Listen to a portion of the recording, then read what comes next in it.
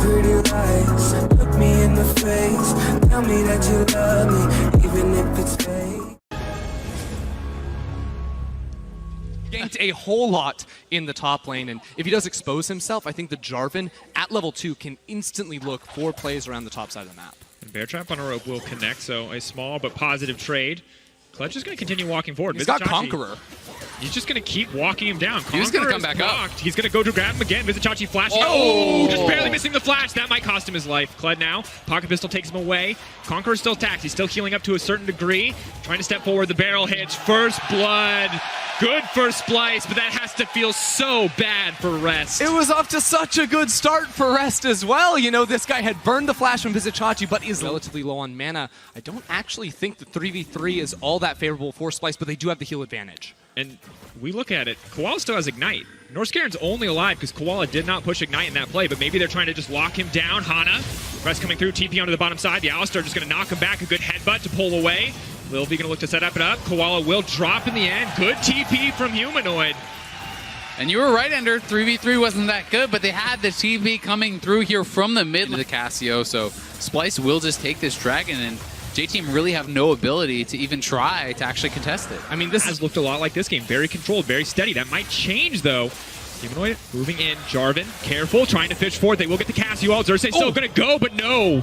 A beautiful stopwatch to deny it there. The barrel, not quite enough. A sliver of health ticking down for Fofo. Humanoid used the Q a split second too early there, so the poison not there to finish off. That one uncontested. J-Team, though, not going to let it go down without getting something else. They are now set up on the bottom side of the map. You can see that Kabe does have to back off here, but it's all plates on the top side for Vizichachi. He can push in all solo as the Herald drops, and that's everything topside going in the favor of Splice. Yep, nice demolish proc there from Chachi. Now, J-Team have completely given up on the top side of the map. Look at all the vision control down bottom side. Control wards all the way down the river too, just to be able to trade for this tower down bottom side. But I really like the response here from Splice to drop the Herald down mid lane when no one is here to defend.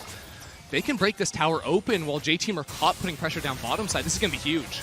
Breaking mid so incredibly crucial. The Lantern comes out, but it's not going to stop the Kled. He is unstoppable. He does manage to get onto the Cassio, but dashes immediately to safety, anticipating the petrifying gaze. And that's just not going to result in much of anything. Stops the tower from drop. On J-Team's side, this is one of the games where when you're playing Gragas, you're not actually using the barrel to engage, but rather disengage. Now TP behind. Here comes the TP. Kabe not going to be able to walk back to the Lantern, but the Kled will not find an ult. Xerxes caught in the middle of the entire team. He's going to grab it there perfectly right as it's about to time out, but now they have to flash, they have to retreat. But they're locked up in the Cataclysm. Fofo going to be allowed to free fire the feathers. They're going to be pulled back, and Norscaren going to go down. Still has the cooldown. Can still pull them back. The knockup is there. Vizichachi slowly but surely moving towards the Gnar, but he might not have time. Damage is coming in. He's got Mega!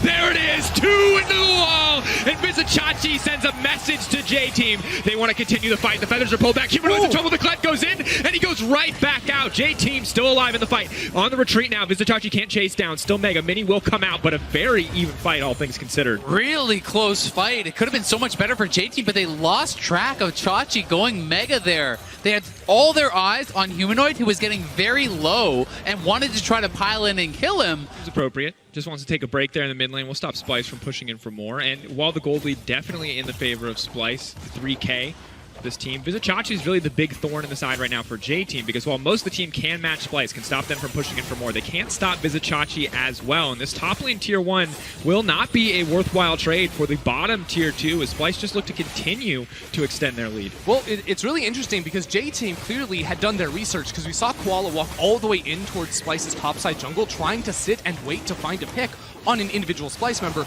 that went to farm side lanes. We talk all the time about how Splice do get picked like that in the mid game, but this time Splice much more coherent on that call, decide let's just split the map right down the middle. We'll trade for that second tier bot lane. Sort of filling that rage bar. J-Team eventually will be forced to back off. Cannot risk getting all in on, but still going to go in for the fight there. Norscaren caught out in the Cataclysm, is forced to flash to safety, misses the follow-up hook, and now suddenly it's Vizichachi in the midst of the entire team. Rage bar slowly but surely stacking up. Mega Gnar could be a problem now for J-Team. Have they tried to start a fight that they cannot win? That's one knock to the wall, but the feathers pull back. Vizichachi will get taken down, and Fofo does not drop on the side of the fight. J-Team for now are in the lead. It's Alistar manages to make it out to safety. Goes over, trying to get a little bit more. The dismount comes in. Humanoid, there does so much damage. Humanoid! Be careful, that's going to be the petrifying gaze. He's looking for one more, but it might not be enough. Little V Needs to get more damage down in the fight. 2 have dropped. Splicer turning the fight. A good flash from Fofo, but Splice will find it in the end. And on the side of that fight, Norskaran had a sick play to pull Hana out of his flag and drag that would have got him on top of Humanoid and perhaps allowed them to get that kill. They are on the Baron here. Koala is low, but they know it's going down. Burning faster and faster. Fofo walks up to the pit, but it will not matter. That is Baron. On the thresh, he's got himself a Shirelia's Reverie, so he wants to get the whole crew involved in the next fight and be able to close the gap. Such a powerful tool to allow him to reposition. The Kled ulti is so telegraphed. You can say, oh, we're fighting in a pinch. How about not anymore? We'll zoom the entire team right out, and it will no longer be a threat. Humanoid's so far ahead now, quite easy for Cassio to solo this Drake, and JT going to wait for Chachi, or if they are going to head up to that top side, I would like them to just kind of push in multiple waves, but they're actually looking for a dive here on a Fofo. Ult available, but I don't think he's going to get a chance to use it. Is now using it, but it might be too little too late. The Kled now coming in. Fofo goes down. The Kled stuck in this fight. He can't get out even if he wants to. But the hook lands from Norskaran, and he's going to have to retreat. He's going to get demounted here, but the pocket pistol will take him to safety. And now Splice, they've got the Baron buff, they got everything they needed. Another wave comes on through, and with Fofo down, that's so much of J-Team's damage completely void. You have Kabe split pushing in mid lane as well. So Splice, in a situation where it looked like this Baron wasn't going to amount to much, have now cracked open everything besides those inhibitor towers. And I think they can get the inhibitor towers here also. Fofo's still dead for a good 15 more seconds. Kabe is already dealing damage to this one. Humanoid on the other side too. But pulverized, they can't fully commit. They don't really have any follow-up damage here. Little V not able to move into the mid lane, and Fofo is currently dead. They have time. They have the minions. They should be able to break the base. J-Team, what can they do to respond? Just forced off of this tower. There's so much damage that they can't leap face first into a Cassio.